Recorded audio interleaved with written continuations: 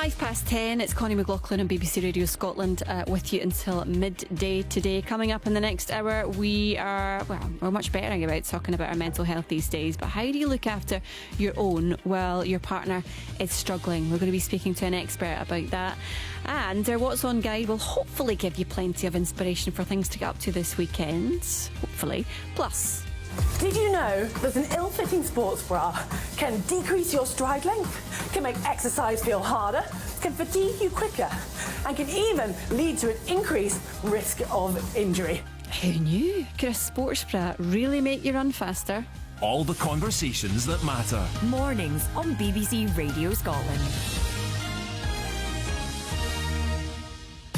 Is it one of those things where you're not using as much energy and maybe it's something to do with like your gait and how you're running? It's because it's just, there's so much to think about when you're trying to stay fit, and that is something that you want to just have taken care of. You don't want that to be something that you need to focus on. So we'll get all the advice that you need from our bra expert. Nate Dogg, I-20, track stars. Yeah, I like that. I like that. I like that. I like that. Girl, twerk that. Whoa, I like that. I like that. Freak that. Whoa, I like that. I like that. That's where the money at. Whoa, I like that. I like that. Girl, freak that. Storm ball straight through. I see me, I see you. Your body calling. I'ma blow your back. I'll show you the Mac. Hands up, shake it fast on me. I'm the pimp you need. 10 G's in the pocket and I'm ready to roll. On fire like a rocket and I'm ready to blow. Don't stop, get ready, drive. Turn around and make it pop. Stop, Just drive. I like that. I like that. Girl, twerk that. Whoa, I like that. I like that. Freak that. Whoa, I like that. I like that. That's where the money at. Whoa, I like that. I like that. Girl, freak that. Sugar's wildin' now. Got me back against the wall. Girl, I like it. Why you feel me running in between your blind temptations? Coming over me. I can feel a vibration getting off on me. Come on, baby. Stop, get ready, drive. Turn around and make it pop. Yeah. Just drive. I like that. Whoa, I like that. I like that. Girl, twerk that. Whoa, I like that. I like that. Freak that. Whoa, I like that. I like that. That's where the money at. Whoa, I like that. I like that. Freak that. Try. Then let me see you bring it back up top. She hot like a boiling pot. On the stove like, whoa, here we go. Yeah, I got me a reason to plot tonight. And I'm leaving with something hot tonight. She getting got tonight. I stop. You thought I lost ya. This 12 inches, it'll cost ya. What I say? You're getting tossed up. 24s on the whip, I stay flossed up. You wanna hang with the stars, so I showed up my bracelet. I'm cutting y'all chicks, look her face it. Me and Jackpot, giving back shots to bras. Make that ass drop, throw it back, clap and pause. Yeah, sweet full of bras and they all for choosing. Then holla at it's not a problem, Houston. Whoa, I like that. I like that. Girl, twerk that. Whoa, I like that. I like that. Girl, freak that. Whoa, I like that. I like that. That's where the money at. Whoa, I like that. I like that. Girl, freak that. Whoa, jelly all over your body. Big dog can jumpstart a party. We ain't gonna hurt nobody. Give me that. Give me that. Give me that. Jelly all over your body. Big dog can jumpstart a party. We ain't gonna hurt nobody. Give me that. Give me that. Whoa, I like that.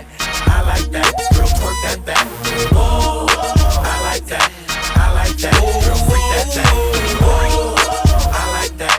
I like that. That's where the money at. Whoa, I like that. I like that. Freak that.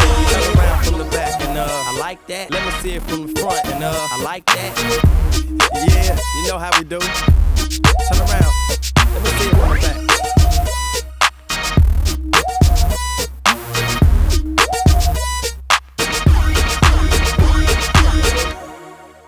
It is just coming up to 9 minutes after 10 here in BBC Radio Scotland. Now, when it comes to mental health as a society, we are talking a little bit more openly about it really than we have before. There's an abundance of books, websites, blogs, organisations aimed at supporting our mental health or just offering some advice on how you can look after yourself a little bit better.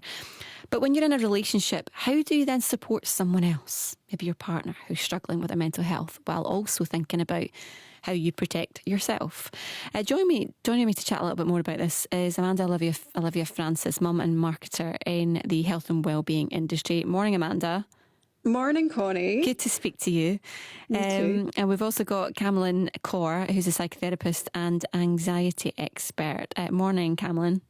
Morning, Connie. Really nice to have you on as well. I mean, do you know, and let's all just have a sort of open discussion about this, right? Because this is something I think we did a phone in similar to this a couple of weeks ago about just managing, in particular, men's mental health. Now, this works both ways. We can be talking about our partners, whether we're, whatever the dynamic is.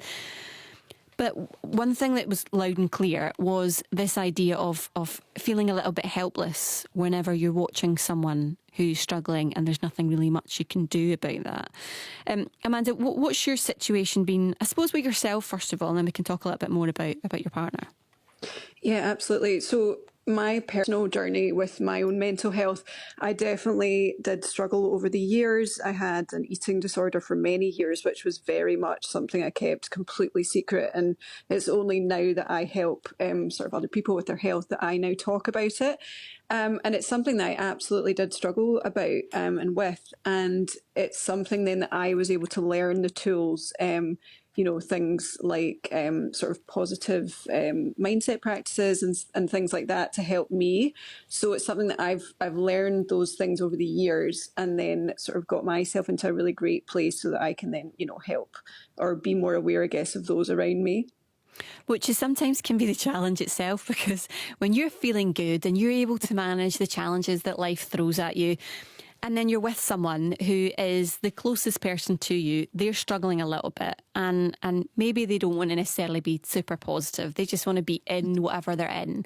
And it's hard for maybe that to land with the other person because you're sort of, both of you are a little bit out of alignment. How do you manage that? 100%. I mean, that is such a good point that you make, because I think with anything around, positive mindset, you can be speaking words to somebody, and if they are just not in that same space, they are not going to hear what you're saying. That's just, as you said, it's not going to land. I mean, my personal experience with myself and my husband, he is a professional rugby player. So with anyone that knows anything about professional sport, there are so many highs and so many lows as well.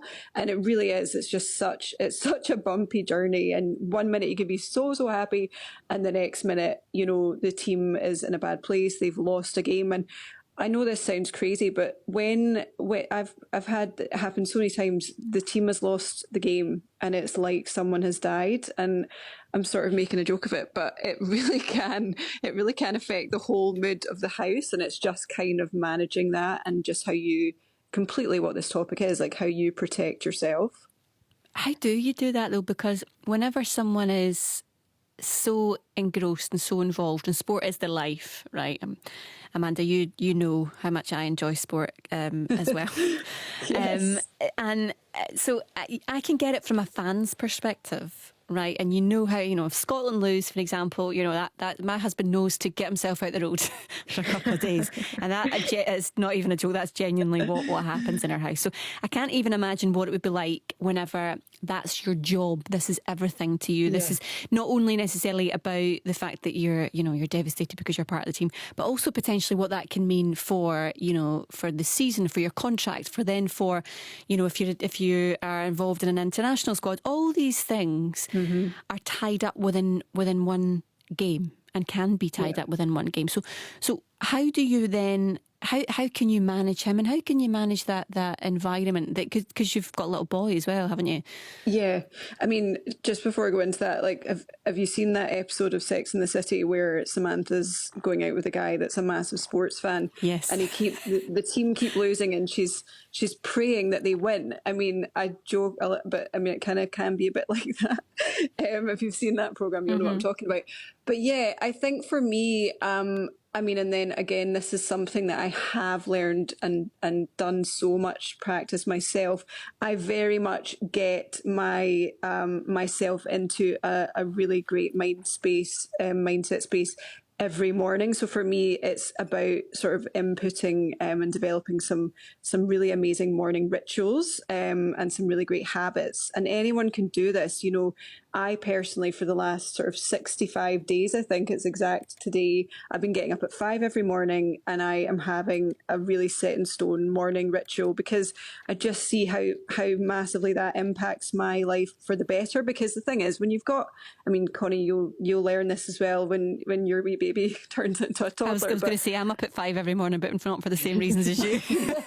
But the toddler years can be quite a challenge.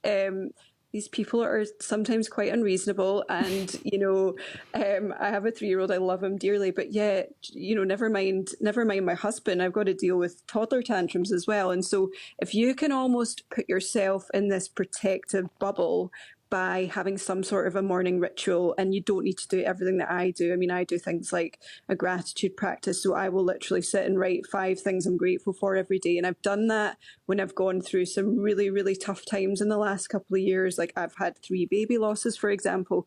So I've really learned through that to sort of do things that can really, really help me.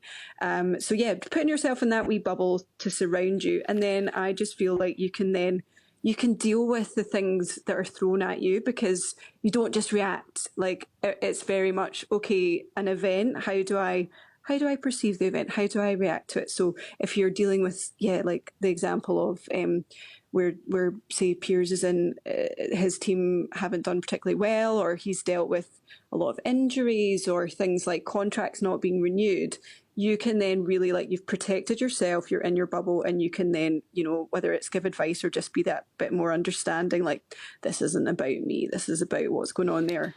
And Camelin, this is what Amanda's saying is, you know, it sounds so, you know, as if she's really switched on to this, especially after everything horrendous that we were just hearing that she's gone through as well. What would your advice be to people who are maybe not there yet, who've maybe not got to that point where Amanda is, of getting up and doing all the rituals that she finds helps?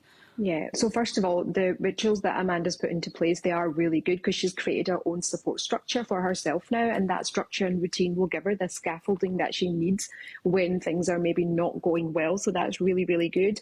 But if you're not in that place, then I think what you have to do is not take your partner's reactions and behaviours personally, because I think it's really easy to do that in that situation. It's so easy, isn't it? Because you're in it.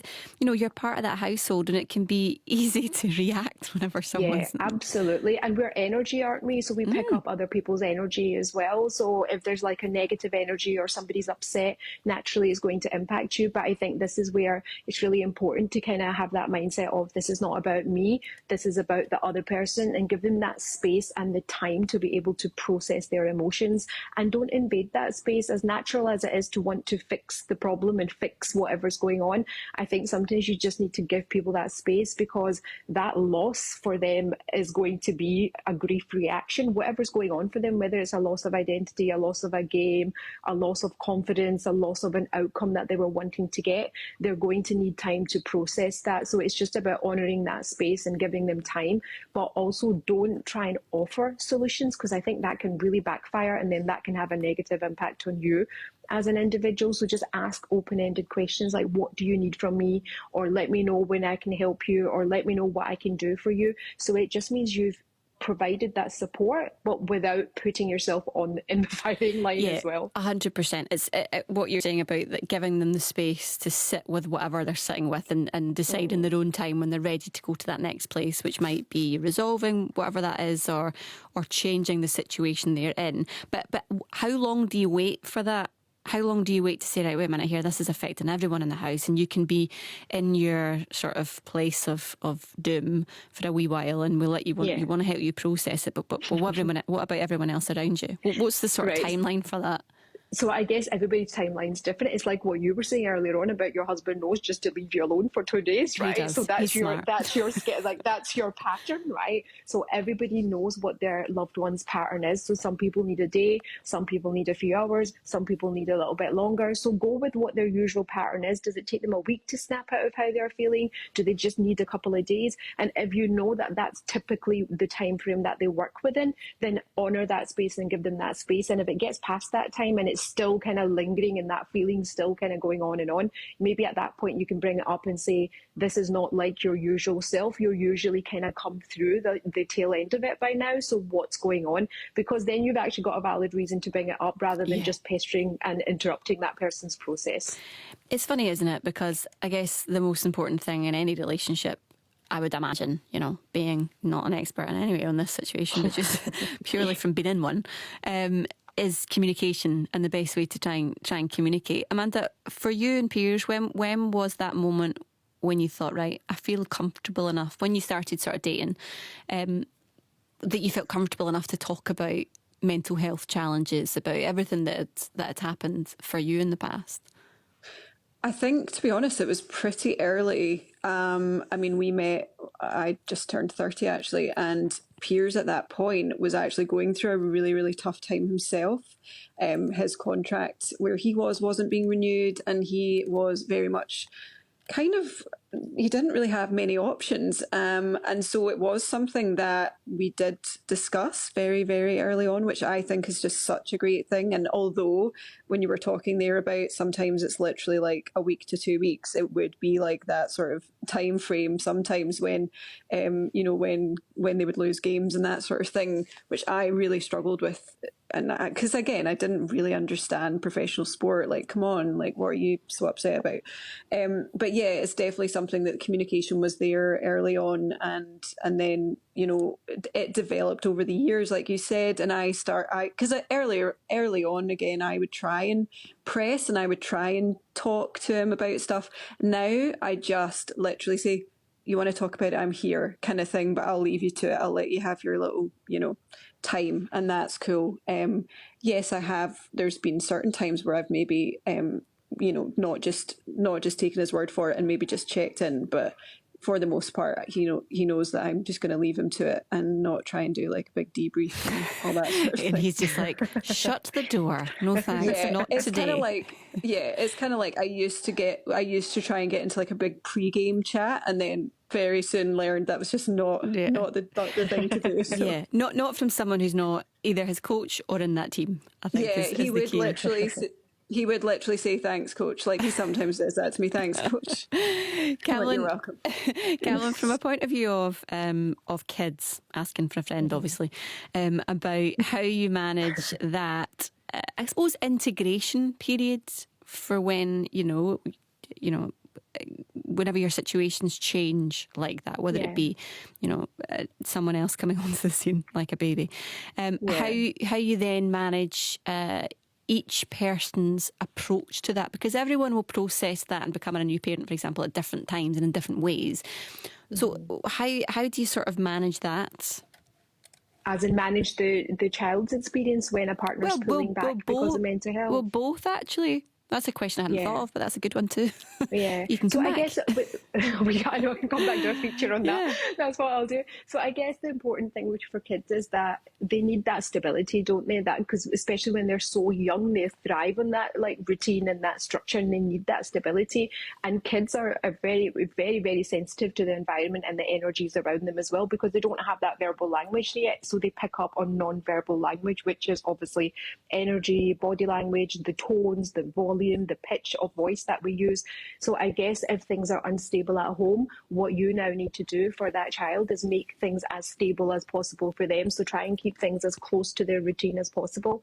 And if they are a little bit older and they're able to understand things and they're able to understand that mummy or daddy is pulling back a little bit, don't ignore that, because sometimes kids interpret that as, is there something that I've done? Maybe just let them know that daddy's upset or mummy's upset and they just need a little bit of time to themselves, but they will be back, or they'll connect with you, or they'll play with you soon. So just letting the kids know, obviously that will be for kids that are a little bit older and can understand that concept, but if it's a younger kid, then try and keep the environment as close to their normal routine as possible. And if they have the vocabulary and the emotional intellect to understand what's going on, then just acknowledge that there is a change in the home environment and let them know that it's not about them, it's just about mummy or daddy going through something and they just need space and time.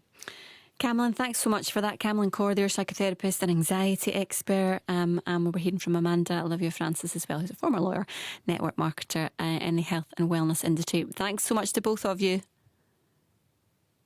Some chat from Nicholas Singleton about potentially what we might be discussing in the gardening surgery a little bit later in the programme. That'll be after 11 o'clock today. And also we'll be hitting you up with some information about what you might want to do this weekend with our What's On guide. It is 10:24. You're listening to Mornings with me, Connie McLaughlin on BBC Radio Scotland. Coming up, the sun's out. It is Friday, and that means our gardening expert, Nicola Singleton, will be back to answer all of your questions from pruning to planting. You can get in touch with her 08085 92 95 00, or you can send a text 80295. And the worst case scenario is one of my friends had 96 people for lunch booked and only 4 people turned up. No. So 90 odd people didn't even turn up. It's an ongoing problem that needs to be addressed, yeah. Would a £50 deposit stop you restaurant no-showing? Catch up on the conversation. Listen via the BBC Sounds app. Mornings on BBC Radio Scotland. 90 odd people and only 4 turned up. That's a lot. Right, let's get some more music. This is Valerie by Steve Winwood.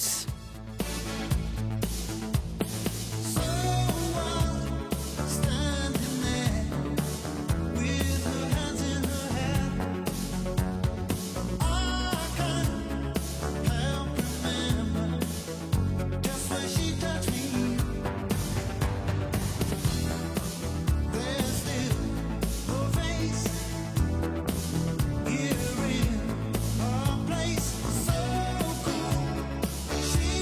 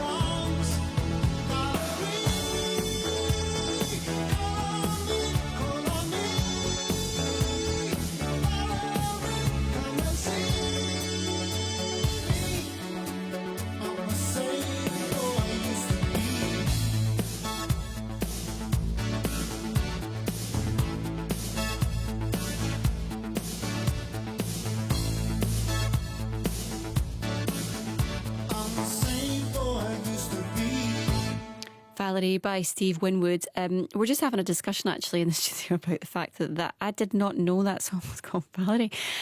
I know it was the version of, remember Eric Prydz did the Call On Me version of that? It was a little sample from it, and I did not know that was what that song was called. Oh, you learn something new every day in this programme, which is always a bonus. Right, just coming up to 10:30 on BBC Radio Scotland. If you haven't heard our gardening item before, where have you been? It's pretty simple, mind you. You can get your questions in, whether you're brand new to gardening or you are an old hand at it. Nicola Singleton is ready and waiting, or she will be after 11 o'clock to take your questions. You can get in touch right now, 08285 92 95 00, or you can send a text. A few of you have done this already on 80295. And Nicola is with us this morning. Morning, Nicola. Morning, Connie. Nice to speak to you. I know. Can I tell you a wee secret? What? Right. So we've never had a chance to do this before, because Stephen obviously normally does a Friday, and I've never done it when it was you that was on. But during lockdown, you honestly, when you used to do this surgery, and I would listen in, and I only have a tiny little bit of garden that I did at the time in the flat that we lived in, and you inspired me all the time to go out. That's great. I honestly, and do a little bit of pruning, do a little bit of this and that. My husband and I used to listen all the time, so I was excited to chat to you. Oh, thank you. You've made my day, Connie. You've made my day. Good, because I mean, I'll be totally blunt with you. I'm not a big gardener, but when I was listening, it sort of inspired me a little bit to think, well, do you know what? I don't know really a lot about this, but actually, it's good to start somewhere, and maybe I could sort of start with a little bit of, I don't know, a couple of plants, see if I kill them, and then see how I get on. And that might be the case for you listening at home. I don't know, you might not be a keen gardener, but this might sort of inspire you just to start a little bit. And it's always nice to be outside, because the weather is getting nicer. And I started to notice the other day, we got some little hydrangeas, the longer ones with like the longer stem. And I thought I'd killed them because I hadn't put them inside during the winter. And the other day, is it a nicer feeling than seeing the little buds coming back? Oh, I know. I mean, that's why we do it, isn't it? Because in the spring, when stuff starts to grow, you think, oh, thank goodness it's all still alive, or most of it's still alive. Exactly. It's great to see the wee shoots. That was it. That's the sort of little feeling I had the other day when I saw that. So that is this morning. We'll be talking more after 11 o'clock. We'll get people's texts and emails and everything else, and hopefully some calls coming into us as well after 11. But I think a lot of people will have had this sort of indoor-outdoor dilemma over the last couple of months, and knowing what to put inside, knowing when to take them out again. What needs to stay still indoors right now? Yeah, this is a really tricky and a really busy time, Connie, because everything's starting to grow. And if you've sown some seeds, it's like, okay, they've germinated on the windowsill. What do I do now? So it's kind of saying, is this something that you obviously you'll know what you're growing. So if you're growing something that's a bedding plant, like maybe marigolds or fuchsias or dahlias, they don't tolerate the frost. So the problem just now is that we'll still get frosty weather, and we'll still get sort of maybe -1 at times. So that's the thing. If we didn't get frost, we'd be saying, right, get everything outside, it's fine, you can sow your seeds. So we've got this challenge for about another month, really. Well, so if you on you go. I was just going to say, if you have got stuff on the windowsill that you've started inside, it is going to be soft, and it's going to be, sort of cosseted, and it's had lots of warmth. And the best thing you can start to do is, as it gets bigger, is put it outside on a nice sunny day, and then bring it back in at night to gradually, harden it up. Even if it's something like, maybe salad leaves that are hardy once they're out, because they've been on the windowsill, they'll not tolerate, maybe a minus temperature. So they just need to be for maybe about a week in and out the house. I'm doing that with my salad leaves at the moment. They're going out every day, and then they're coming back in at night if there's frost forecast, just to be on the safe side. I know, you don't want to peak too soon with that, and then you've ruined all your hard work that you've done.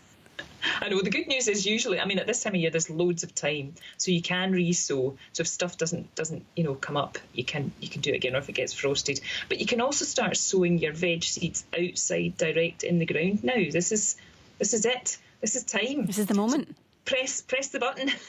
Yeah. So the things that the sort of standard vegetables. So get your little plot and think about, you want maybe some sort of salads and quick growing crops. Then you think you maybe have things like your root crops, your carrots, and then the more sort of the things that take up a lot more space, like your brassicas. That's like your cauliflowers, your broccoli, your Brussels sprouts, all the real healthy greens. So maybe split your area up so that you're kind of keeping the area separate so you can sort of rotate your crops in future years, but also just to kind of keep it simple. And if you haven't done it before, things like all the brassica, so that's your cabbages, fruit, carrots, lettuce, onions, radishes, spinach. These can all get sown straight into the ground now, or straight into, if you're doing them in containers, straight into containers. And what will happen, although we might still get the colder weather, is they'll just germinate at their own speed. So they'll start to come up. If it's really cold, it'll slow them down. If the sun comes out a lot and it is warmer, they'll keep growing. Don't worry about, too much about them suffering from the cold, because they'll go at their own speed because you've sown them direct into the ground. You're not bringing them on inside, then putting them out. That's the big thing.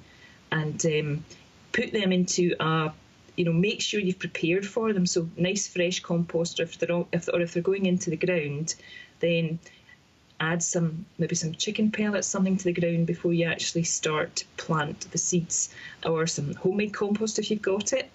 And then make sure the soil's nice and level. And actually, a good tip is, I know it's a bit boring, but use a string line to get straight lines. Mine would be all over the shop, I'll be perfectly honest with you. So are mine. But it means where when you start to see something come up in a row like that, that's your seedlings. Oh, yeah. And it's definitely not your weeds. Yeah, so that's a great idea, actually. Just a handy wee tip. And, okay. That's just something. And colourful labels, make your own bed labels. That's another thing. Then you've got a little bit more sort of an idea of what's going on underneath. Oh, definitely. Yeah, always label it. Right. Okay. Good tips there. Nicola is going to be back with us just after 11 o'clock this morning for the gardening Saturday, 80295, or you can give it a call, 08885 92 95 00 is the best way to get in touch. If you've got a question, anything at all, it could be about radishes, it could be about carrots, or it could just be about trying to grow something in the house, let her know. Yeah, you've got time to call in. Some more music for you now. This with my homegirl Cherish, A-Town, North Vito, you got you one here, player. Step out the caddy to feel, it's on the best of steel. Them boys checking us out, knowing we dress to kill. Strutting the club, it's dark, but still got my shades on. I hear the DJ mixing young bloods to that whisper song. We from the city that make it okay to let club and year round holiday. So if you're feeling right, grab the kryptonite. If it's your song tonight, then it's on tonight. Dance with it, drop with it, lean with it, pop with it, snap with it. All my ladies, pop your backs with it. Do it, do it, do it, do it. You know the world be rocking to it, to it. So do it, do it, do it, do it. Bounce with it, drop with it, lean with it, rock with it, snap with it. All my fellas, tip your hats with it. Do it, do it, do it, do it. You know the world be rocking to it, to it. So do it, do it, do it, do it. No need to ask where I'm from, you already know. I represent the A from my head to my toes. Step on the dance floor, watch and learn, cause here I go. I throw my hands up and work my body to the floor. We're from the city that make it okay to let club and year round holiday. So if you're feeling right, grab the kryptonite. If it's your song tonight, then it's on tonight. Dance with it, drop with it, lean with it, rock with it, snap with it. All my ladies, pop your backs with it. Do it, do it, do it, do it. You know the world be rocking to it, to it. So do it, do it, do it, do it. Bounce with it, drop with it, lean with it, rock with it, snap with it. All my fellas, tip your hats with it. Do it, do it, do it, do it. You know the world be rocking to it, rocking to it, to it. So just do it, do it. What's up, Coco? What's up, Coco? What's up, Fofo? What's up, Fofo? I lean out raw, I lean out raw. I drink, I smoke, I drink, I smoke. Might snap my fingers, might snap my fingers. Might clap my hand, might clap my hand. Don't get it twisted, pimpin'. This a hood dance, hood dance. Throw up your hood, man, man. Roll up some good, man, man. They hang but they can't do it, do it, do it, man, man. I'm riding good, man, man. Be gripping wood, man, man. I'm in the club, 10 grand in the rubber band. Damn right I'm crunk, damn right I'm clean. They got that rock, we got that lean. We make a pool palace, I make the shoulder lean, and I'm for show with, you know what I mean? Bounce with it, drop with it, lean with it, rock with it, snap with it. All my ladies, pop your backs with it. Do it, do it, do it, do it. You know the world be rocking to it, to it, so do it, do it. Come on. Bounce with it,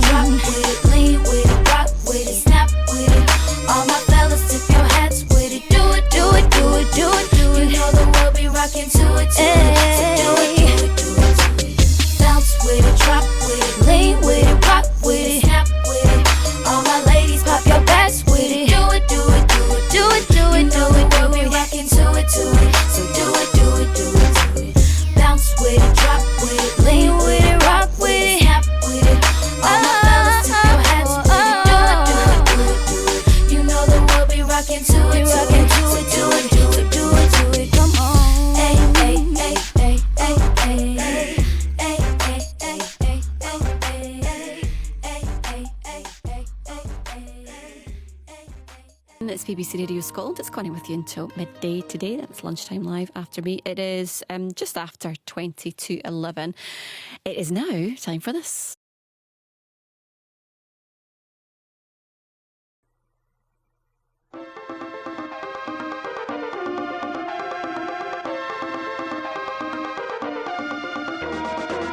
For something fun to get up to the weekend. Who is not? Apart from me, who's working. Well, this is your chance. This is your guides and some ideas for you. So without further ado, it is time for our first caller. Daniel Brown is on the line. Morning, Daniel. Good morning.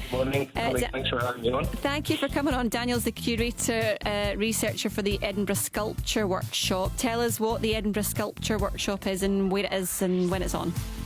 So we're an organisation in Newhaven, North Edinburgh. We're 10 minutes a walk along the shore from Leith.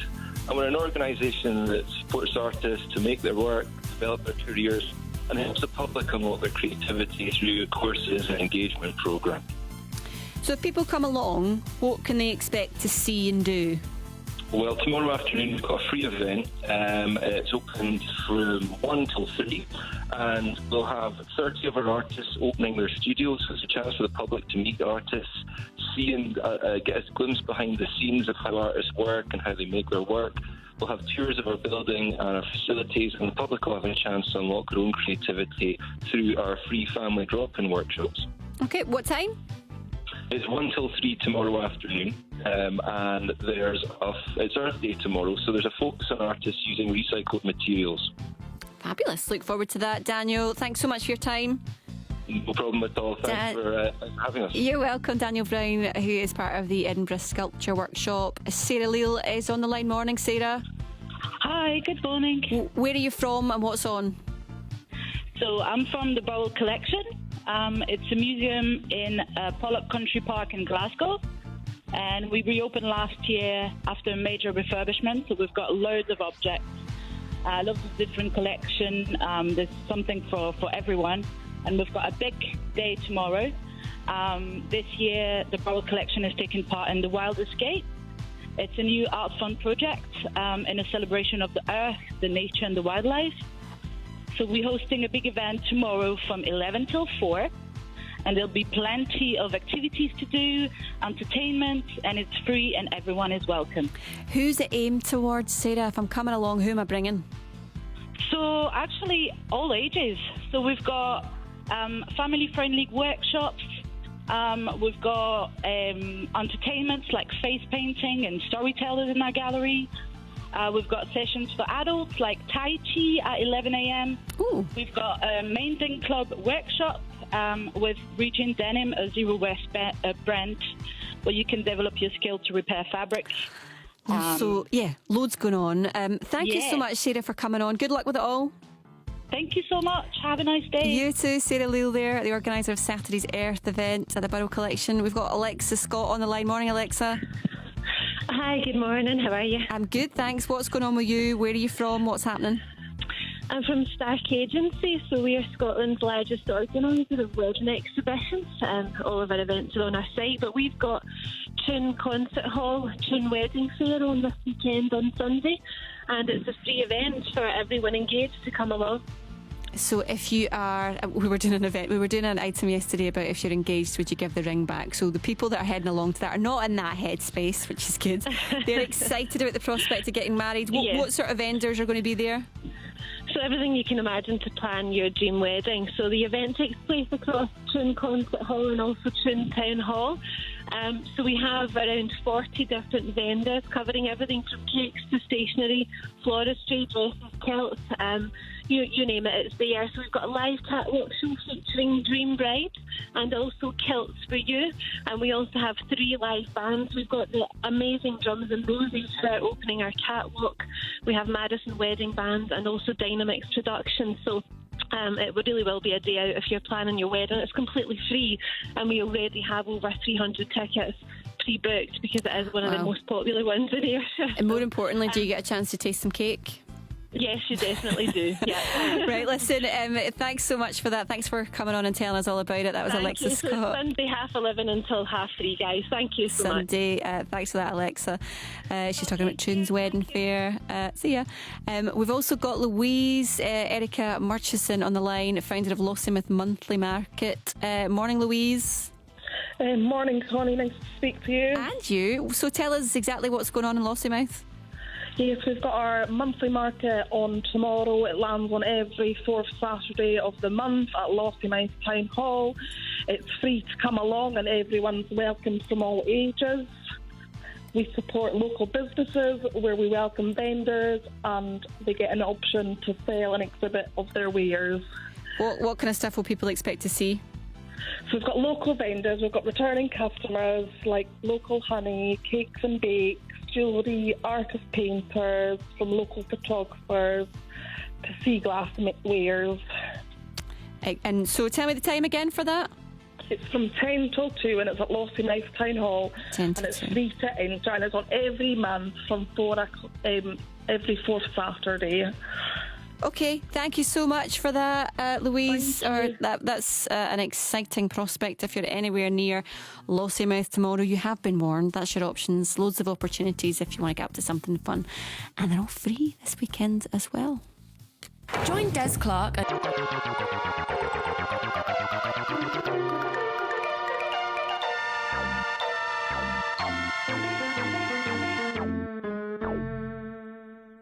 The big question on everyone's lips this weekend is, what age should kids do the chores? Our Bad Parents Club will be chatting about that and much more. All the conversations that matter. Mornings on BBC Radio Scotland. If it's anything like what happened in my house when I was younger, it was earlier than probably most places. Like I used to do the dishes and stuff like that. I used to get paid maybe £1 or something to make a cup of tea, which is actually not bad. Right, keep your thoughts on that coming in 80295. This is Dreaming.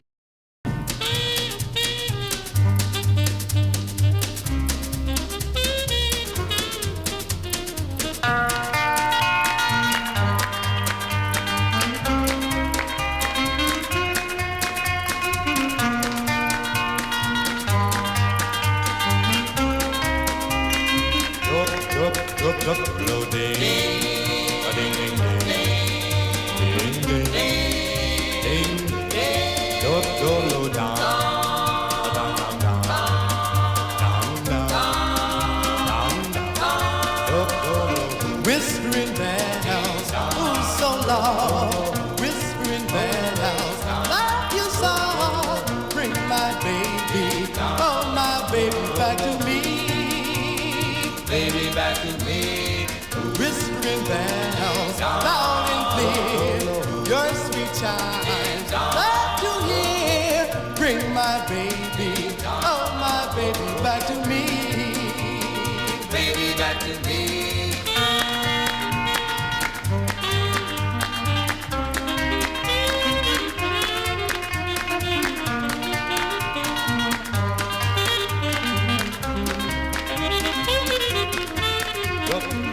Whispering bells, oh so long.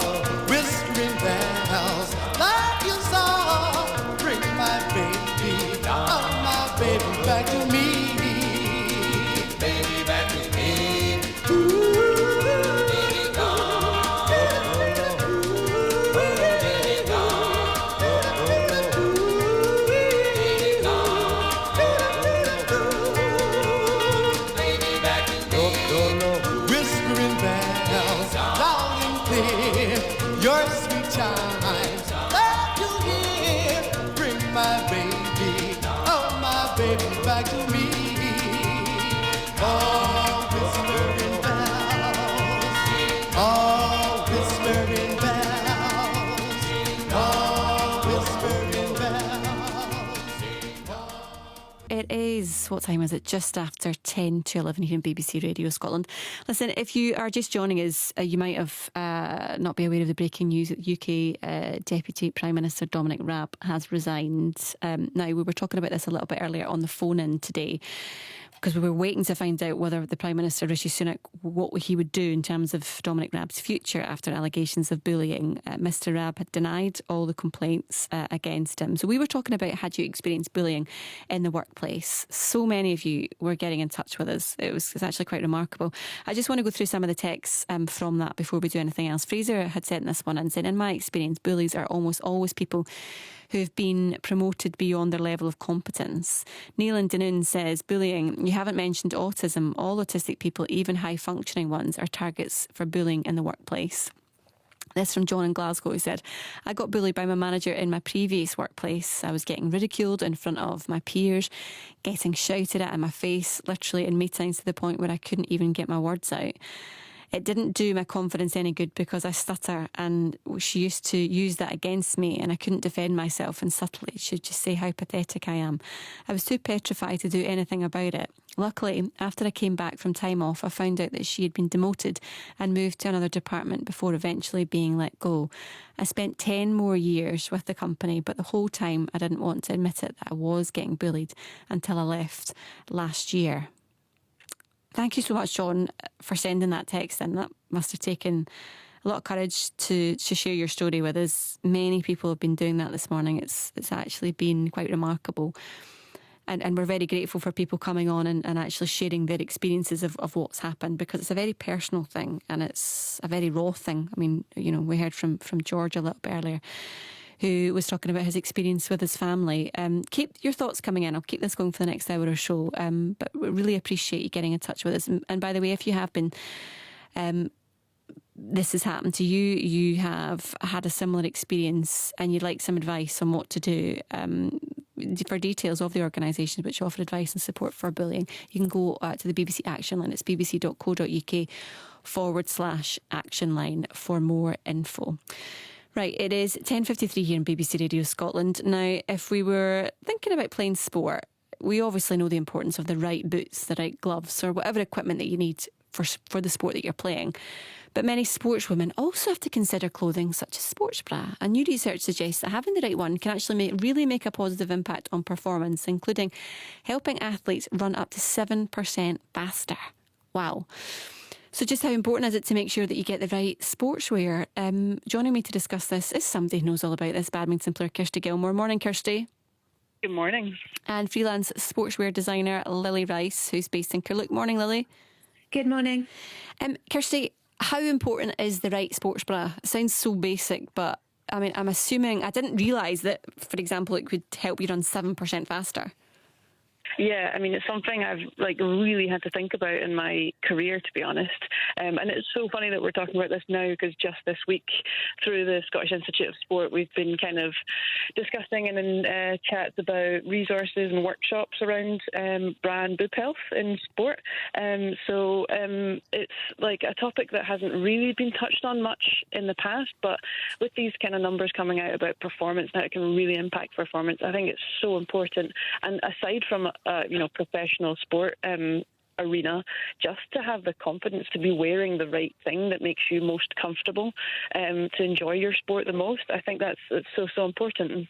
So when you're looking for the right sports bra for your, I was going to say for work, but I mean effectively it is going to work for you. That's correct. What do you look for? I think it's a bit of personal preference. I personally want it to be kind of like as tight and as kind of compact as possible. I want to feel like really secure. Some people might not want that at all, but there's a lot of impact in badminton. There's a lot of change of direction, and I don't want any excess movement personally, but that might not be right for someone else. So I've really had to go researching on bras that are going to be best for me. And do you know what? I've had to spend a lot of money doing that, to be honest. Yeah, because, Lily, that's the thing. They're not cheap, are they? No, they're not. But personally, I would consider them one of the most important pieces of kit for a woman who wants to take part in sport. And as touched on there, it really does depend on the sport you're doing and the impact of that sport to perhaps how much money you might need to spend. But if you're doing something like badminton or running where it's high impact, they're really, really important. What do people look for what do you do when you're designing them? How do you try and factor in everything? Because as Kirsty was saying, that it's down to personal preference a lot of the time, isn't it? Yeah, definitely. I mean, I think it's really important to consider what kind of activity the wearer is going to be using it for. So it's pretty impossible to kind of design one bra that would do everything, but really considering, is it low impact, is it high impact, and then the breast size as well. For a long time, there weren't really sports bras created for a woman with a bigger breast size. They were really focused on smaller breasts, and so now you tend to see differences between the two sizes of breasts and the bras created for those. Because you're in real danger, Lily, I would imagine, and I mean, I know you're not medically trained in this area, but in trying to prevent muscle damage, because you could do yourself, there's quite a considerable injury if you're not wearing the correct equipment. Yeah, I mean, the really interesting thing is there's no actual muscle in the breast. The breasts are made up of the Cooper ligaments, and these are kind of really delicate ligaments that hold the tissue in your breast, obviously, which are then connected to your pectorals. But once you damage the Cooper ligaments, they're irreparable. They won't go back to where they were. And you can have like 14 centimeters worth of movement when you're doing high impact activity.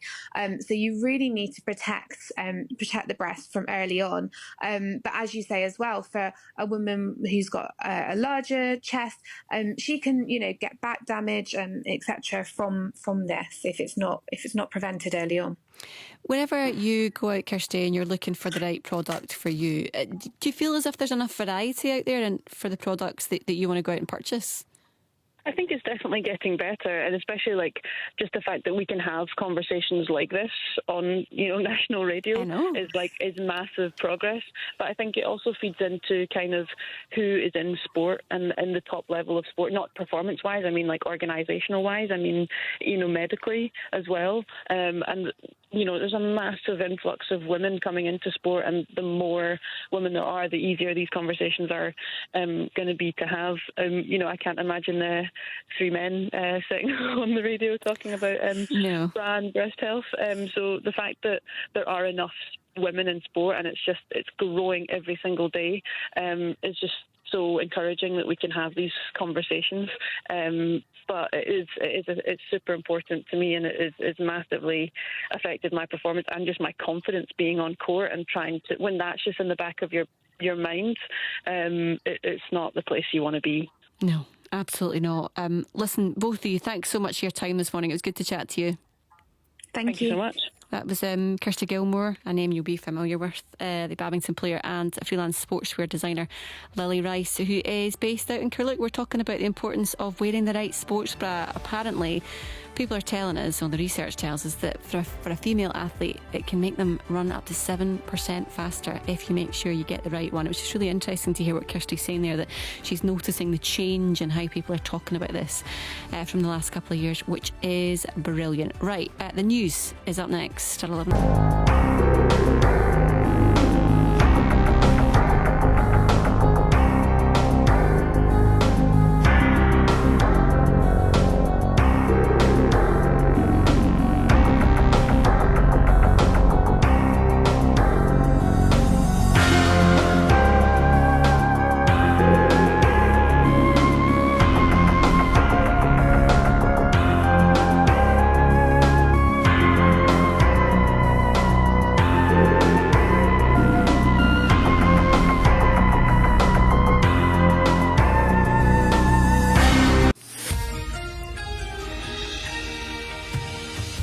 Listening to Mornings with Connie McLaughlin here in BBC Radio Scotland. How are you doing? I hope you're having a good Friday so far. It's 11:05 coming up.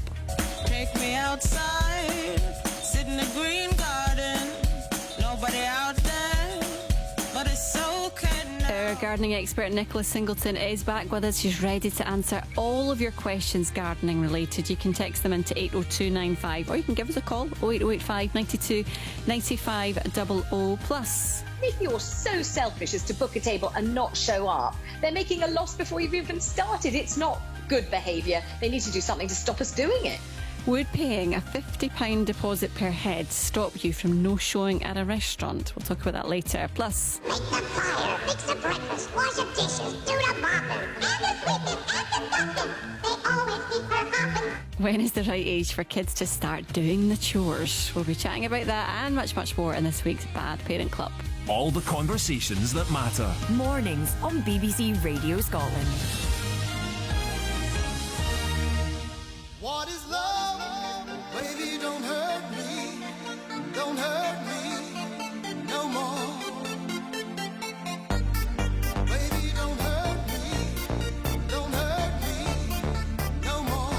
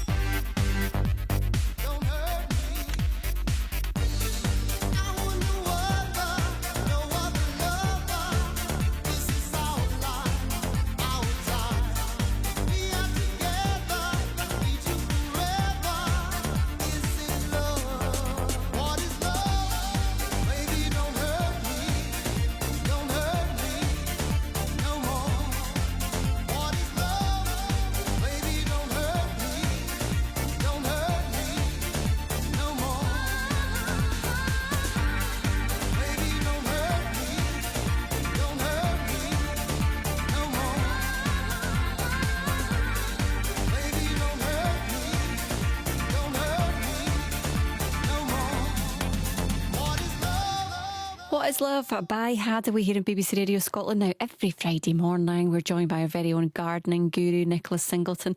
She's here to help with all your gardening questions and provide a little bit of inspiration to keep your gardening flourishing this spring. So whatever your gardening question, or maybe just you're curious about something, you can give Nicola a call right now, 08085 92 95 00, or you can send a text in 80295. Welcome back, Nicola. Thanks, Connie. Good to be back.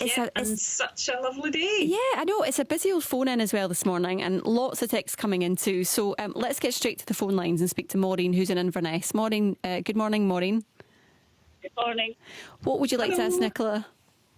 We're having problems on one side of our garden. Our clematis has completely died, and all the daffodils are only green shoots. There's no flowers on them, and all the daisies have just died as well. There's no shoots on them. Oh, right. Okay. So, Maureen, what aspect is the garden where the things have died? It is north. It is against the north-facing fence, but I mean, we've had them for about 11 years, and everything's come up beautifully. I don't know what happened this year.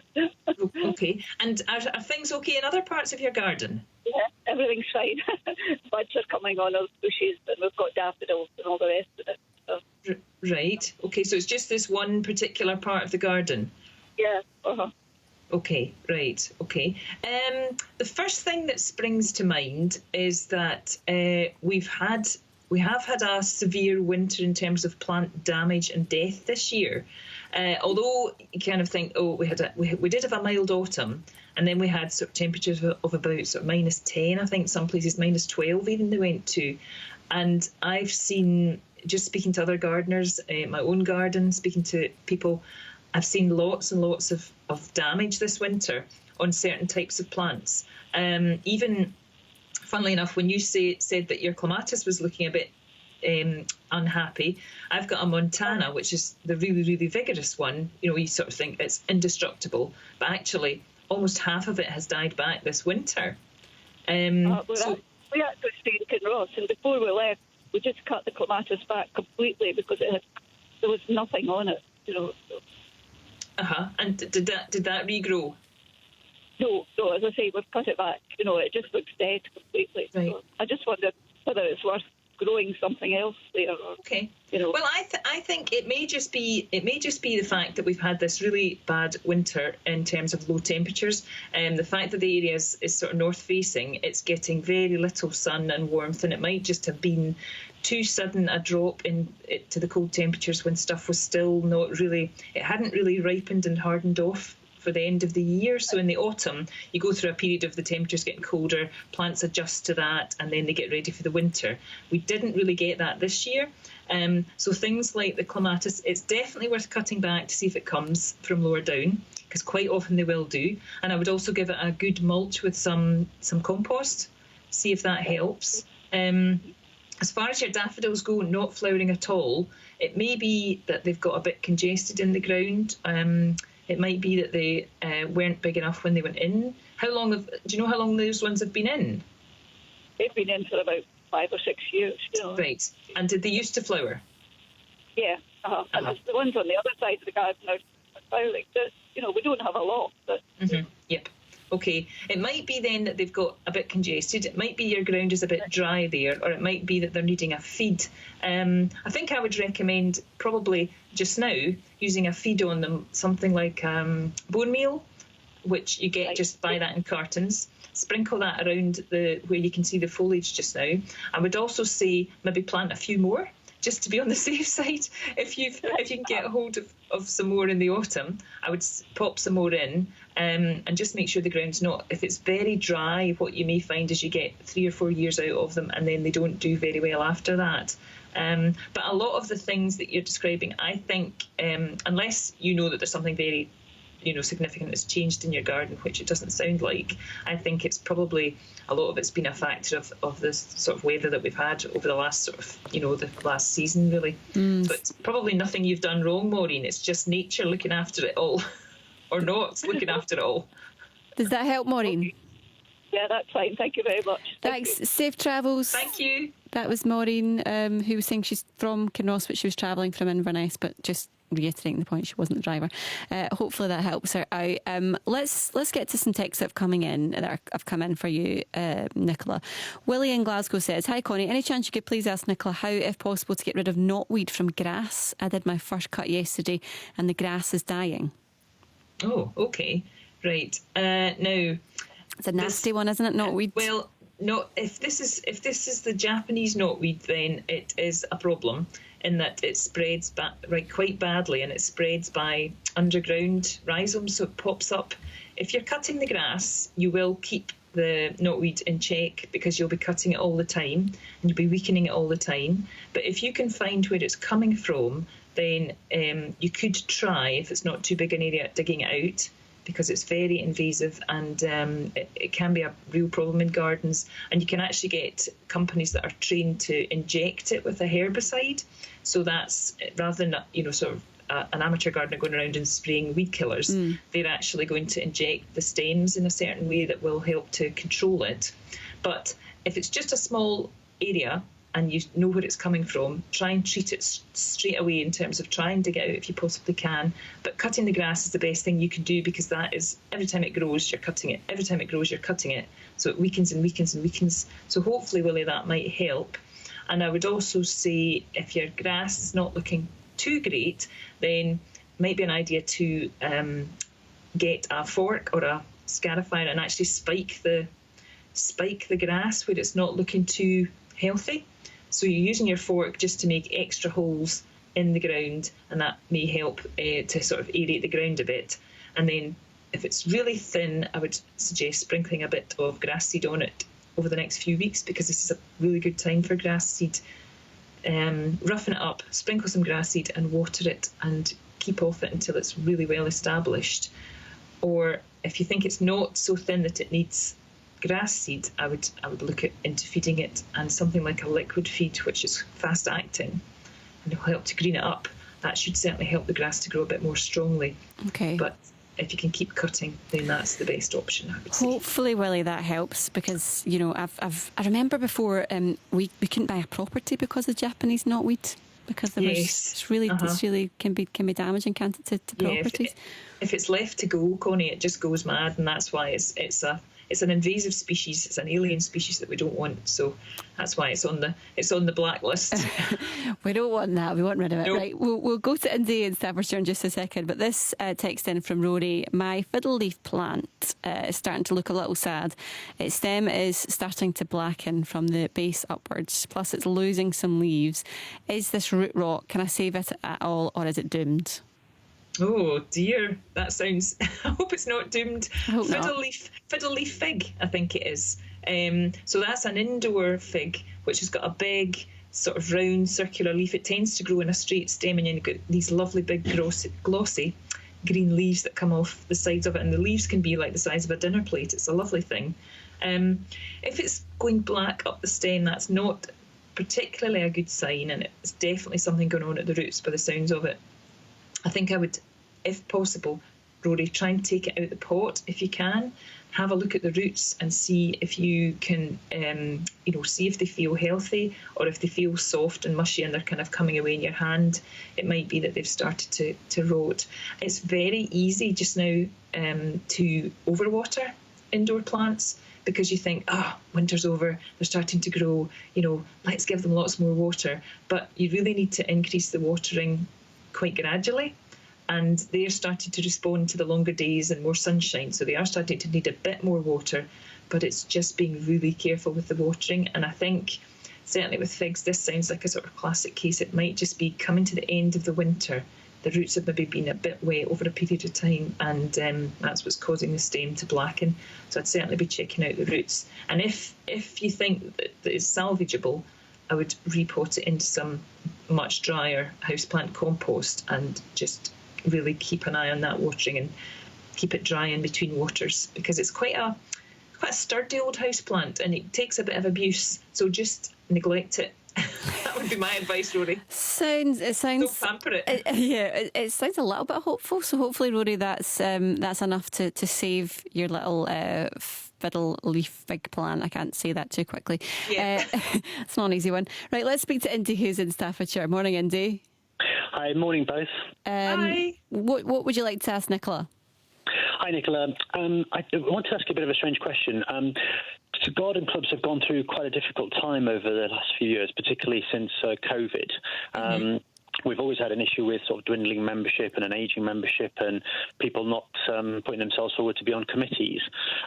So we're trying to put a project together to try and help garden clubs modernise. So I was just wondering what your feelings were on how garden clubs could modernise post-COVID, to try and recruit younger members, to make them more inclusive, etc.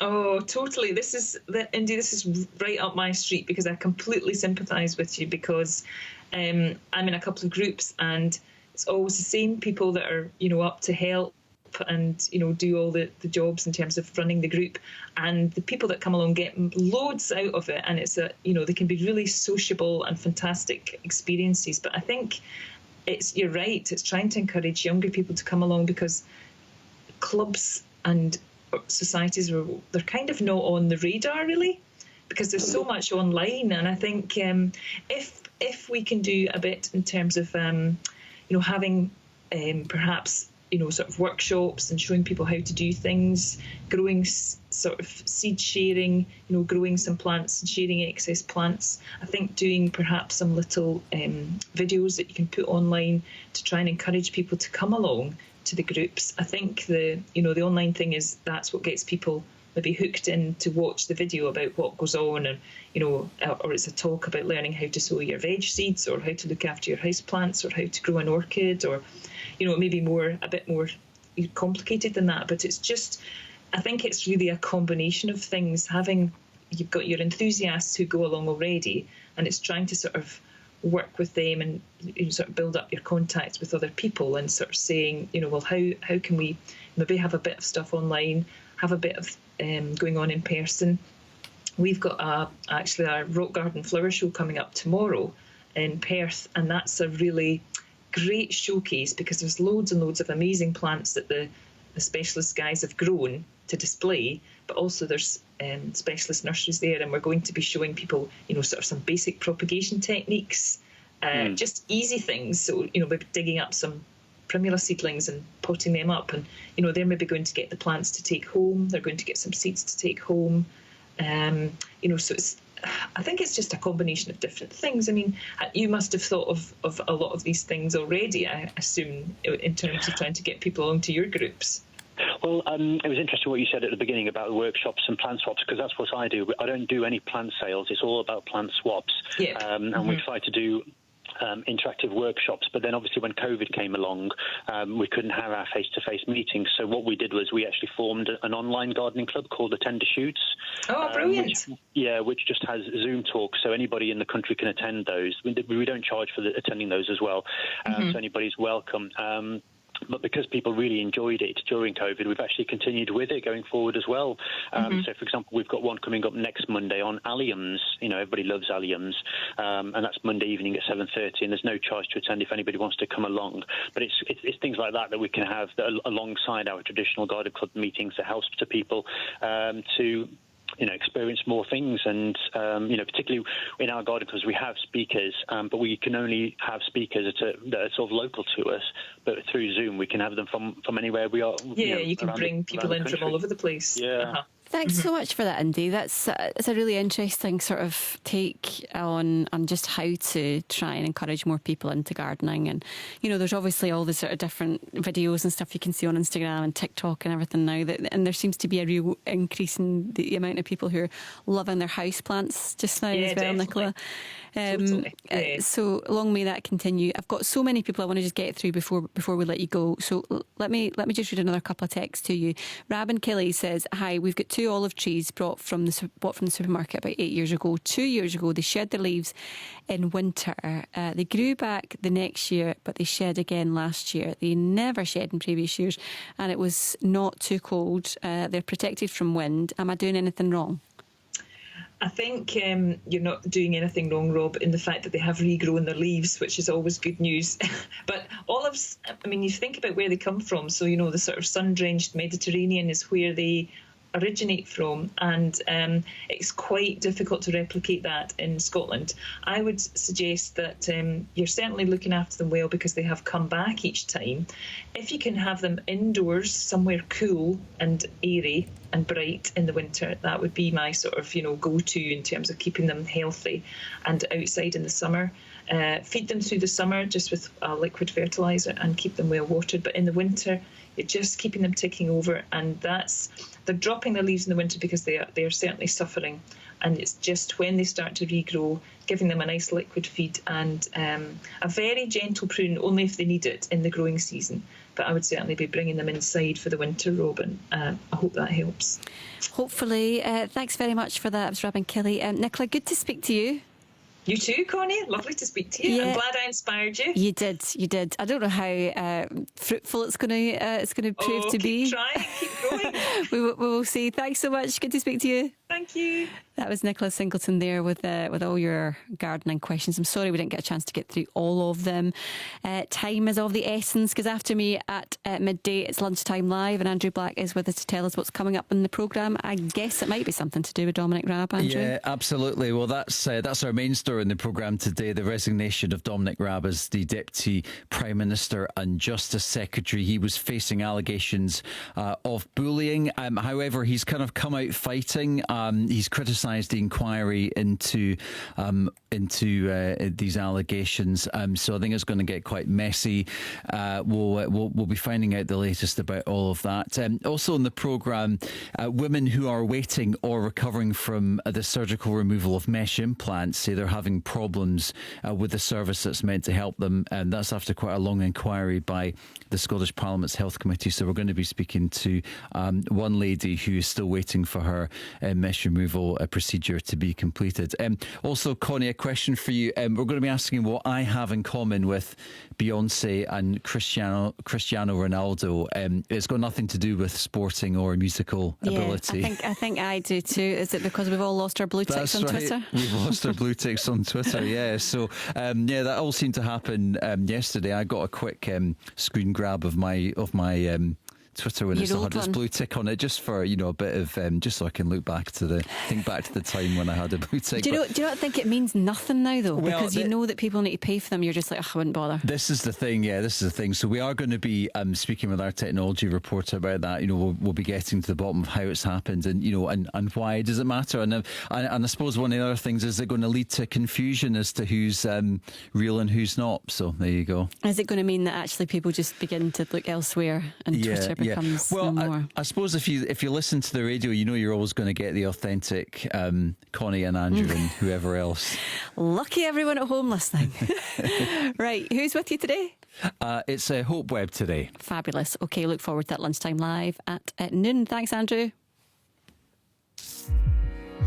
Why is it called a smart speaker? Text 80295. Standard message rates apply. This is BBC Radio Scotland.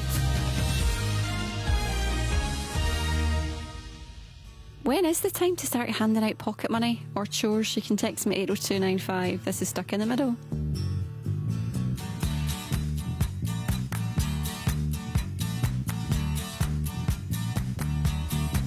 Well, I don't know why I came here tonight. I got the feeling that something ain't right.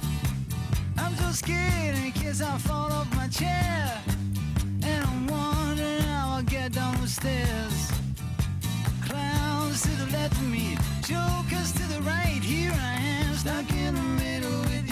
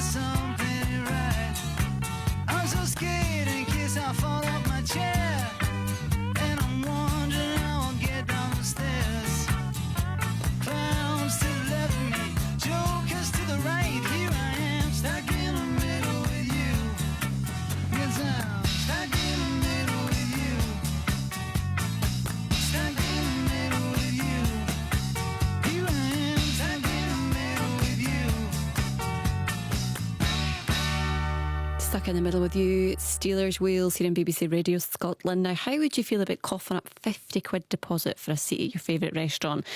Well, that is what one restaurant in London is charging as it grapples with no-shows and late cancellations.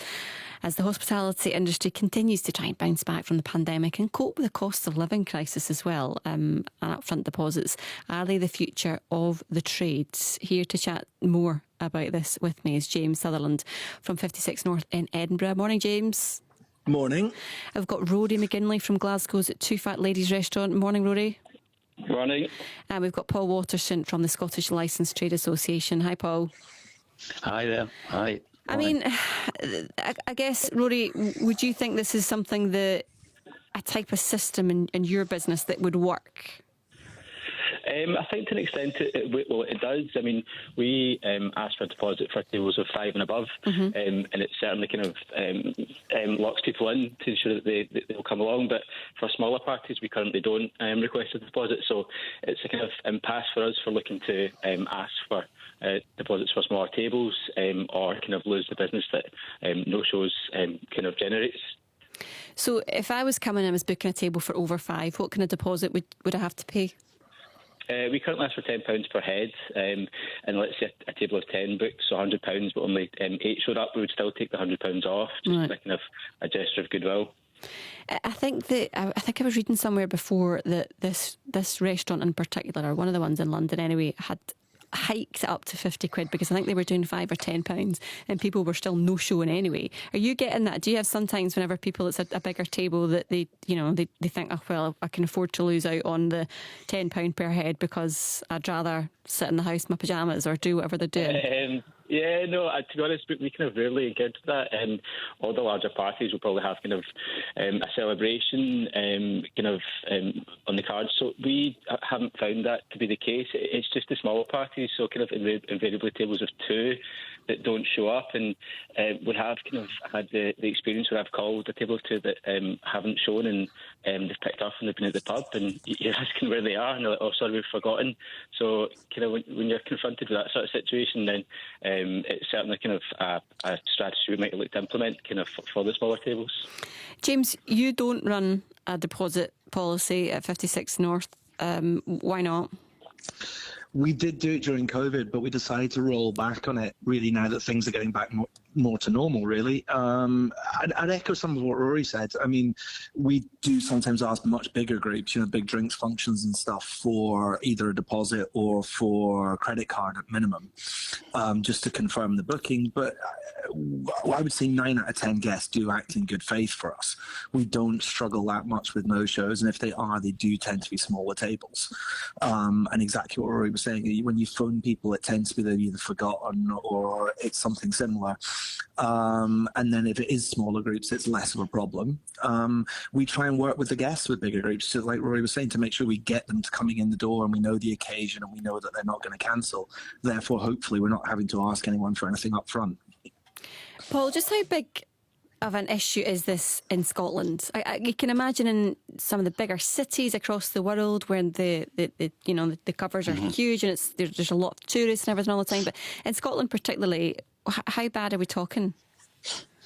Well, I think since COVID, things seem to have got worse. We get quite a lot of pubs, bars and restaurants phoning us about no-shows and the impact that it can have, because putting this into context, we're trying to come out of COVID. Things aren't for many back to what it was pre-COVID. You can see that some places haven't opened at all again. Some places are only opening at certain times of the week. They're not opening all week. We reckon a recent survey that about 50% of places aren't using their full hours. So the movement from the customer is towards the weekend. And if you have a reservation system, and it happens no matter what size you are.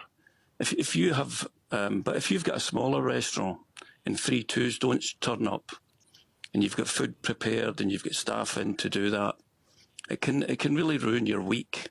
So I think the message is for people that most people, as it's been said, they can forget. But if you take the deposit, they usually don't forget. Yeah. So the message really is to help us, because as everybody knows, hospitality has been struggling pretty bad. So if you do reserve a table and you can't come, just let us know, because some places have waiting lists, they can get other people in. But there's nothing worse than having prepared food, chefs in, waiters and waitresses standing by, and people don't turn up. It can vary from 3 twos, say a 6, or a table of 10 that only 6 people come, or a table of 15 and only 10 come, and so on, which is really a bad situation. But as we've heard already, it's up to the individual who runs the licensed premises to decide themselves how they want to play this. And I'm sure if people don't turn up and they've got a good reason not to turn up, they'll get their deposit back. But the deposit comes off the bill anyway, so it's not extra money you're paying. It's just to get that, so you know if you make a reservation, you turn up at a place, you're going to get your table. Rory, do you think that £50 too much?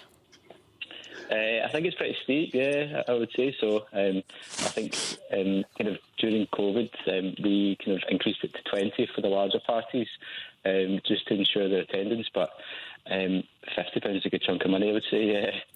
Well, explain to us, if you will, the impact that it has on you when people decide that, you know, and let's be honest, right, things happen. Situations can transpire at the last minute, which, you know, means that you sometimes just can't get to, you know, appointments or bookings that you've made. Sure.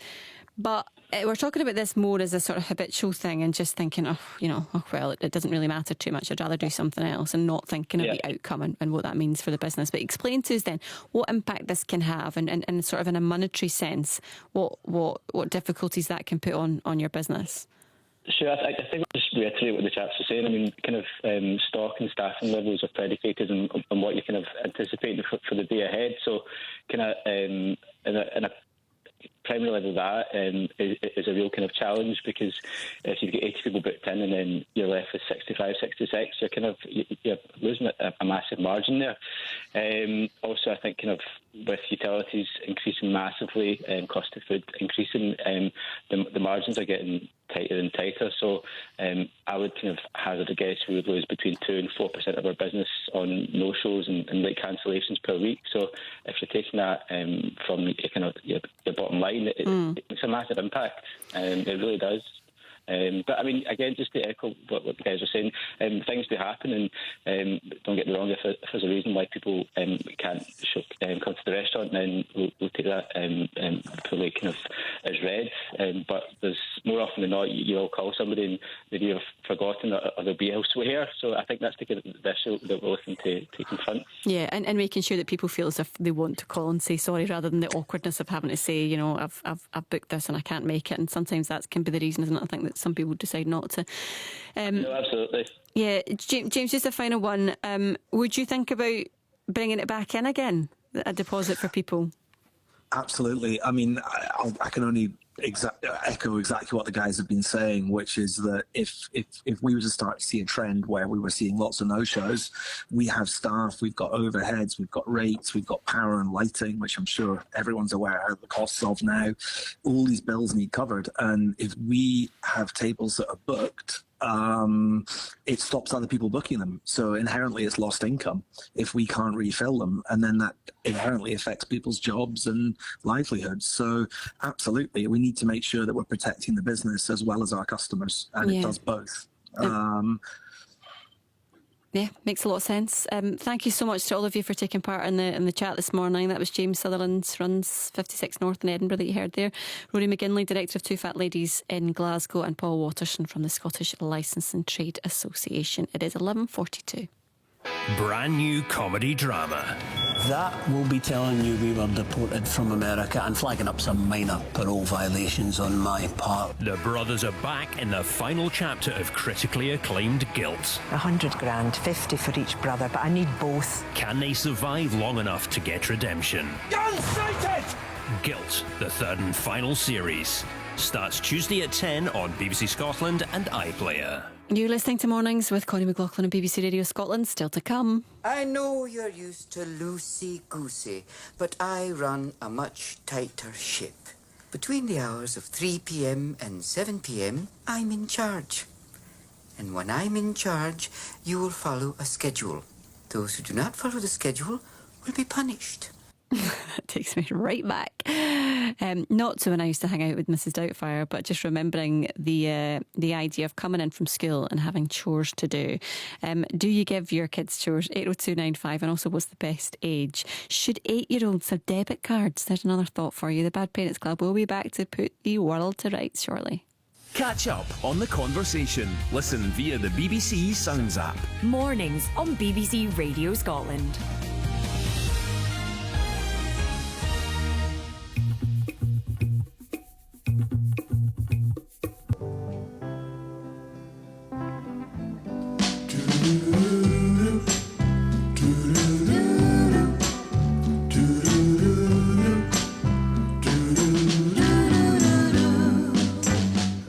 People say I'm the life of the party 'cause I tell a joke or two. Although I might be laughing loud and hearty, deep inside I'm blue. So take a good look at my face.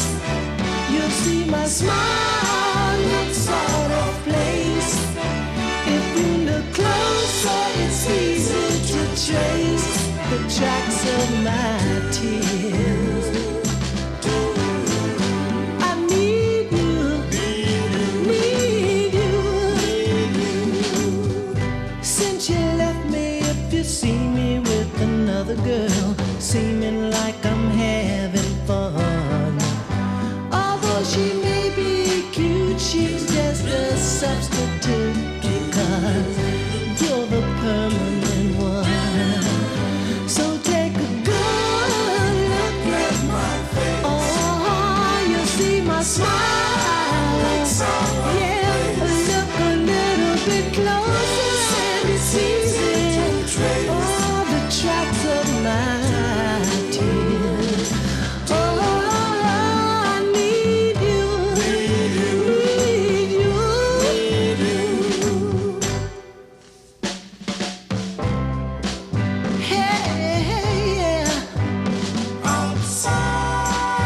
I'm masquerading inside. My hope is fading. Just a cloud. Ooh, yeah, since you put me down, my smile is my makeup I wear since my breakup with you.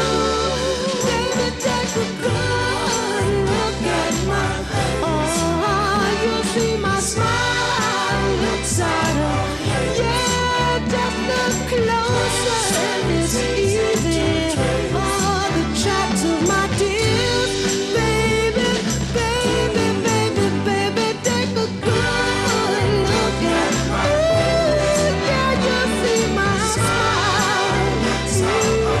Look a little bit closer. At 11:47. Now, it is time for this.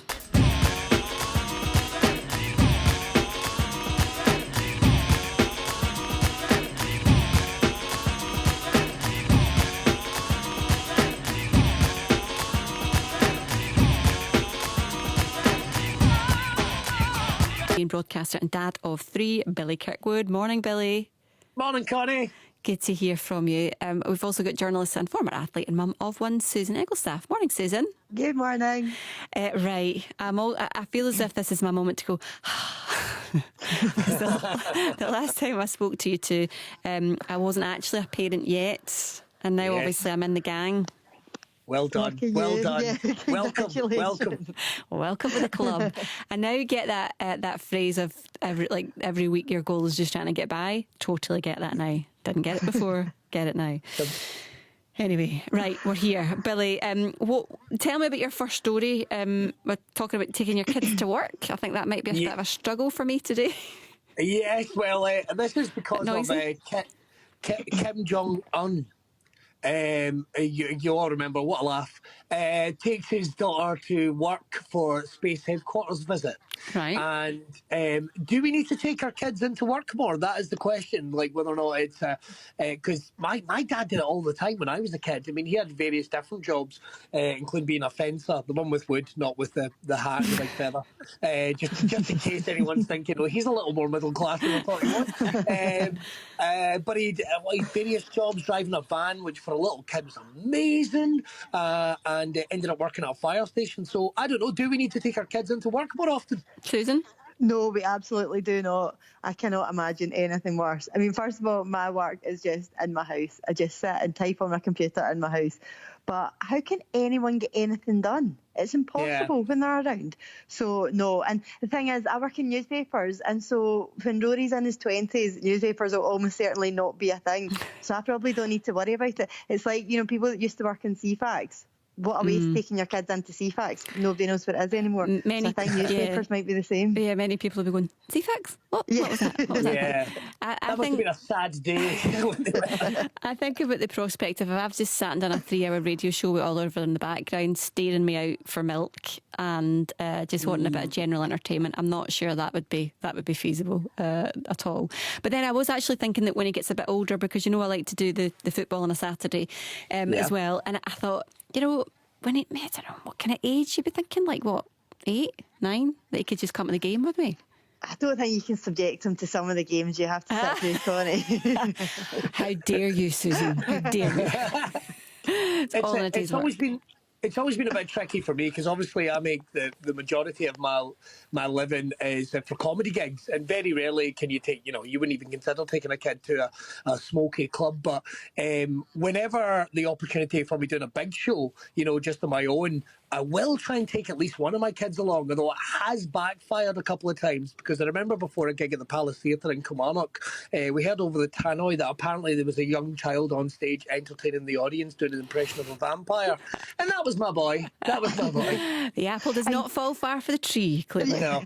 Kids are the most scathing as well, though, so I bet, Billy, you think you're funny until you tell your kids some of your jokes, and then you realise you're maybe not as funny as you thought. It's all funny faces and shaking keys, and then there's the joke of trying my kids. So, do you know what I was thinking there when you were saying about going to work with your dad? And my mum and dad had like they still do. They have their own business, and they did for years. They had like different sort of wee offices and stuff, and I would go along to the office. And I remember the first time they ever got the internet. That's the first place I ever went on the internet. And they had like this dial-up modem. I used to sit and be like, oh my goodness, this is amazing. And you got to go to the office like out of hours, and you could sit and like play on the wee seats and sort of get a wee bit of paper out and sit at the desk and think that you were, you know, like someone's boss or doing whatever. It was an environment that as a kid you're not used to being in, which in itself just was fun. Yeah, I used to go into my dad's advertising agency and leave with like suitcases full of stationery, like post-it notes, and I swear I'm still using some of the post-it notes now, and the highlighters and hole punches and stuff, all the stuff you need when you're 7. Absolutely, I know, and just like sort of running them along rulers and then just getting them all like a total riot for anyone coming in the next day. Right, okay, Susan, what's the next story you've got? I'm excited about this one because I want to hear what you both think about it.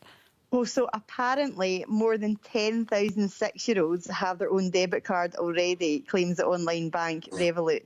And 8% of 6-year-olds also have a mobile phone, which, I mean, the thought of that terrifies me. But then it does make you think, at what age should they start maybe earning a wee bit of money, maybe doing a few chores to earn a wee bit of pocket money? But a 6-year-old with a debit card, is there anything more terrifying? Right, let's take the debit card bit first of all, right? My question would be, Billy, what are they buying at 6? Exactly. What do they need a debit card for? I mean, all the essentials, Haribo, maybe some Smarties, a down payment on a Wendy what house. I use my debit card for. Yeah, right, exactly. What else do you use debit cards for?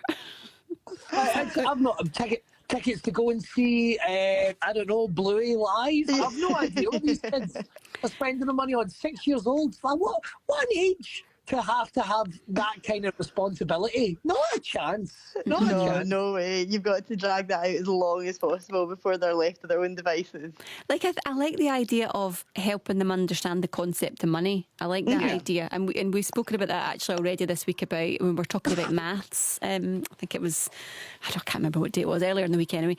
And helping help them understand sort of like stuff that will happen when you're an adult. So maybe if it was like a pretend debit card and you showed them what to do with it, and maybe I don't know, but like I don't know, having your own bank account, yes, I get that, because maybe it's about saving. But I just don't understand. Are they going somewhere on their own that they need to be able to like tap their card, or I don't. Maybe get that's what we're doing wrong. Maybe we should be sending them out to work and just leaving them to live their own life from the age of 6. Well, get the gas bills and stuff paid. That might be a good start. That's actually why I had a child in the first place. There is a building site down the road from me that is advertising. Maybe I could, and my 3-year-old's good with bricks, so I could send it down.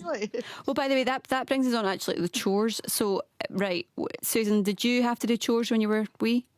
So I did no chores when I was a kid. Yeah, exactly. Like a typical only child, like spoiled. But then you would think that has made me into like a total slob, like expects everyone to do everything. I am so obsessively clean and tidy now, like to a fault. Like people still be drinking a cup of tea and I'll pour it down the sink and wash the cup. I'm so obsessive about being clean and tidy now. So maybe chores as kids are overrated. No, but I think that's a discipline thing that came from you from sport. That might be true, or just that I'm a bit wired a bit wrong and I can't have anything lying about. But having said that, I would love my wee boy to do chores, but the thought of actually asking him to do something and him actually doing it is just in a different planet. I think Susan might have unlocked something though, because she didn't do chores when she was a kid and now she's really tidy, whereas I did chores when I was a kid and I'm a mess of a boy. Honestly, I'm a walking hedge. I'm a nightmare. What did you do? When we were a kid, because I'm the third of 3 brothers, so my parents were kind of burnt out by the time they got to me. So the only time I would get pocket money is by doing chores, dishes, doing the garden, tidying up after my brothers. I did quite a lot, really. So I think it was a way of keeping me busy and just making sure I didn't break any toys. I think that was the big. I mean, I'm thinking, right. So there's 4 of us. I've got 3 older brothers. And when my mum and my stepdad, obviously, were out at work. So when we come in from school, we were in the house, ourselves until they come in. And we had very specific tasks we had to do. So we had the living room, so that was one, the stairs and bathroom, and then the hoovering. So you had to hoover the staircase and all that, which was a pain. My elder brother was too old; he didn't have to get into this nonsense. So what we would do is we would figure out different ways of who would do what each day. So sometimes it would be we'd play basketball. To see who would get these. And you never wanted the kitchen. That was the other one. You never wanted, nobody ever wanted the kitchen, because that was the days before dishwashers, and you actually had to wash stuff, and there was 6 of us in the house. You can imagine how that went. And so if you and also the boys they were smart, right? They knew fine well there was stuff I was rubbish at, so they'd be yeah, let's play whatever it would be in the garden. And then I would naturally always lose, and then I would always get hit with the rubbish stuff to do. And then you'd be you'd hear the car approach in the driveway. You'd be rushing about to make sure that you'd done all your chores. But I think that's a good thing, because it means that everybody's pulling their weight. Well, and how tidy are you now, Connie? No, I'm quite tidy as well. What I tend to do is I'll have I'll mess everything up a little bit, and then I'll leave it for 5 minutes or something, and then I'll come in and I'll do a blitz of a clean. Although you've not quite got to the toys in every house, your wee boy's still a wee bit young for that, so wait till that. I know. It's a losing battle for tidy people. Yeah, I'll be honest. I was thinking about maybe just he can have his own area, like a cupboard. Okay, we'll see how that goes. Good luck with that. I know. I'll be honest, I've got a lot of anxiety about that, to be perfectly honest. Right, what about the mobile phones then? Just quickly, we've only got a couple of minutes left, but when should, this is a tricky one, isn't it? Because from a safety point of view, you want them to make sure you can always get hold of them. But they don't use it as a phone. That's the problem. If it was just a phone, if it was an old Nokia 3210, I'd say, get one as soon as you want. But that's the problem. It is not a Nokia 3210 they want. It is a smartphone that you can do a million other things, and some things I would dread to even think about. So I would say high school, but again, I think speak to me when Rory's in high school, and I'm sure he's already got one. I'm saying 16. 16. There it is.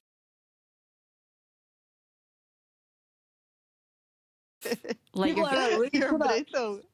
16. Everyone else on the planet has a phone. Then why don't you? Then you don't have one. How exciting!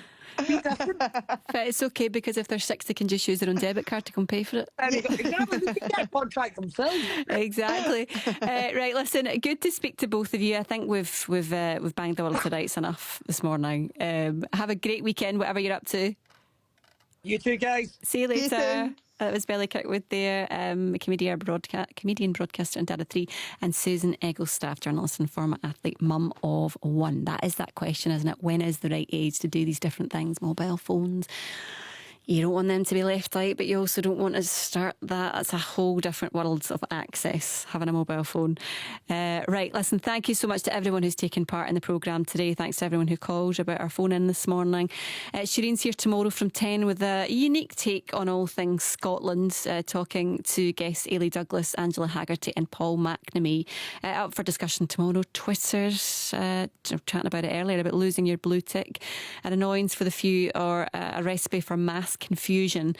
And they'll review this week's TV, including The Hunt for Rao Moat, when it was a story, it was just a bit too raw, really, about true crime, wasn't it? How do you treat that whenever it's something that is really still raw to the family? And also, have you fallen out of love with your conservatory? Shireen back tomorrow from 10 o'clock. Kay's back on Monday. Have a great weekend. It's time for Lunchtime Live.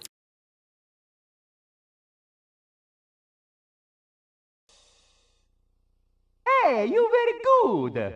See you next time.